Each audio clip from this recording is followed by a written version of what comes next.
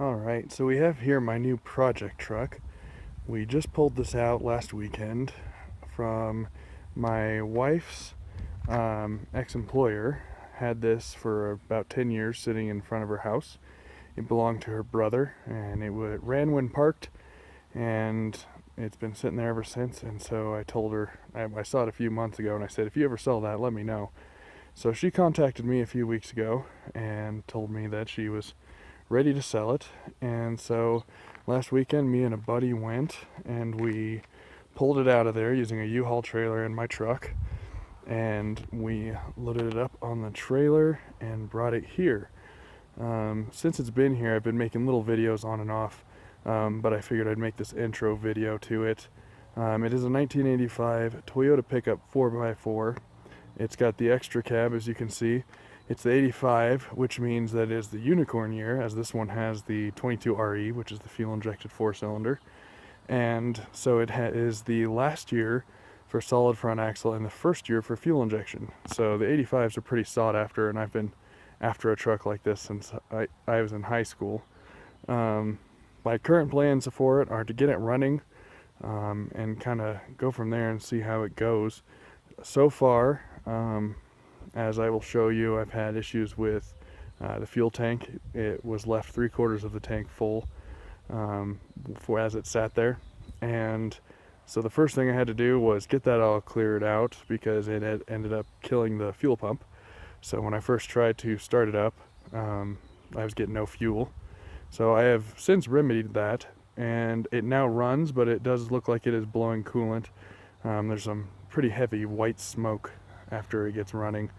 But I'm gonna take you along as I get this thing back to roadworthy condition. The other thing I've done besides the fuel system is I got rid of the nasty camper shell that was on the top here. It did a really good job of keeping the bed pretty clean as far as rust goes.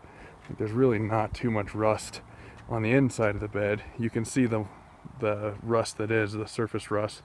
All in all, for sitting for 10 years, it's really not that bad. It was just sitting outside. And so there's some surface rust to take care of and stuff like that. The frame is pretty clean, as I'll show you.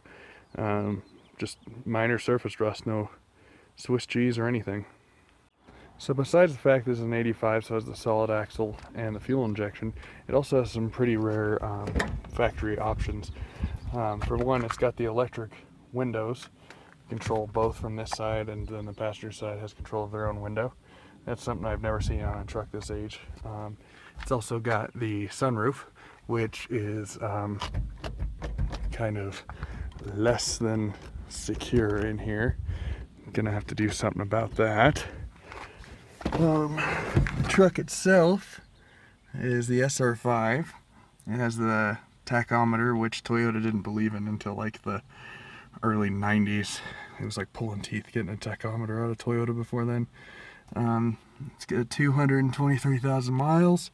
The owner told me that it had been rebuilt at some point, but she wasn't sure when. It is definitely in need of a new windshield.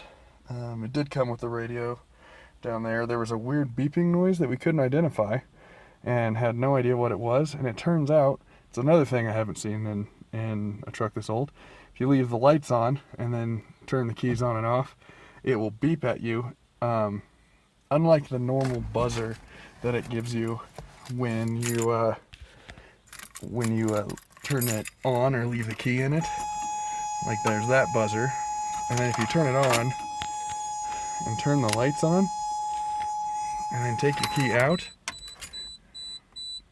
there's that beeping, which we almost thought it was like a new security system or something, because I've never heard a truck this old make that noise. I was around my buddy's 86 pickup and my 93 Toyota pickup and an 85 4Runner, and it never did anything like that. So I thought that was kind of interesting. It's got controls for the deck lamp and the rear defrost. The rear window is just like right there, but they felt they needed rear defrost. Kind of cool. I'll go through some of this more in depth, but it comes with a lot of the factory information. It's actually been a one-owner vehicle Well, technically, it was owned by my wife's ex-employer's brother, and he drove it from 0 miles all the way up to the 223,000, and then it sat outside of my wife's boss's house for 10 years. So, kind of a one-owner deal there. Um, I haven't really moved it yet. I've just barely gotten it started, so I'm kind of excited to get working on it and see how far it'll get me. Alright, here we have the massive power plant. A 2.4 liter, 22 RE, just indestructible 4-cylinder. I've had really good luck with these engines. I've had 2 separate 4x4s with this engine in it, and I beat the first one up pretty good, but it never let me down when it really counted if I didn't do it to it.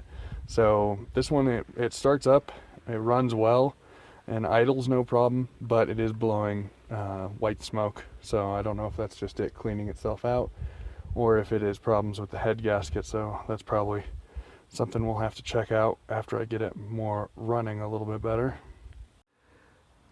Another item on the docket is some new tires for this thing, because these are very, very, very old, sun rotted, and just gross. They're actually holding air pressure really well. The way you see it now, it's been holding air for coming up on 5 or 6 days now, and they've managed to hold air, which I honestly thought, we aired them up to get it on the trailer, and I honestly thought by like day 1 these would be flat again, but they're doing decent. Alright, as I'll bring to you a little bit more detail about this probably in another video of me cleaning out that gas tank. It was pretty nasty, and I don't have a lot of footage from it, but basically I took it to my father-in-law's place, and he has a pretty awesome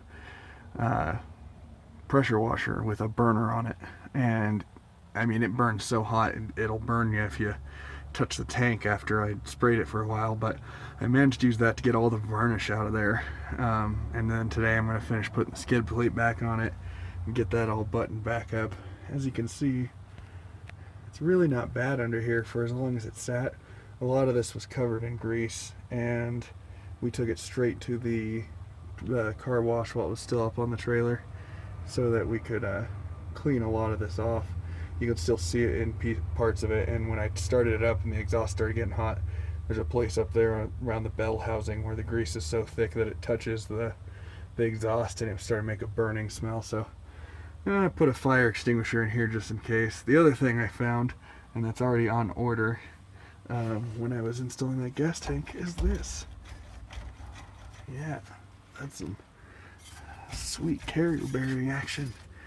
So that is just doing absolutely nothing. So I got a new one of those on order that should be here soon. But yeah, I'm pretty pleased with it, that's for sure.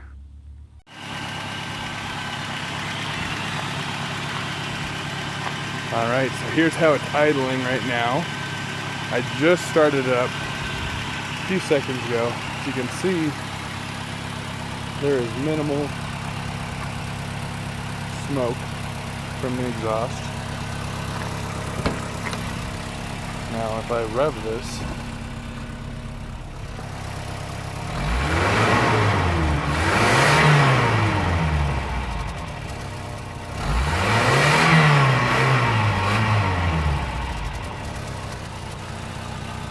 it's not doing as much. We'll see if it does it more when it warms up. Just a demo of the windows here. It's a little weird. This one is actually this window.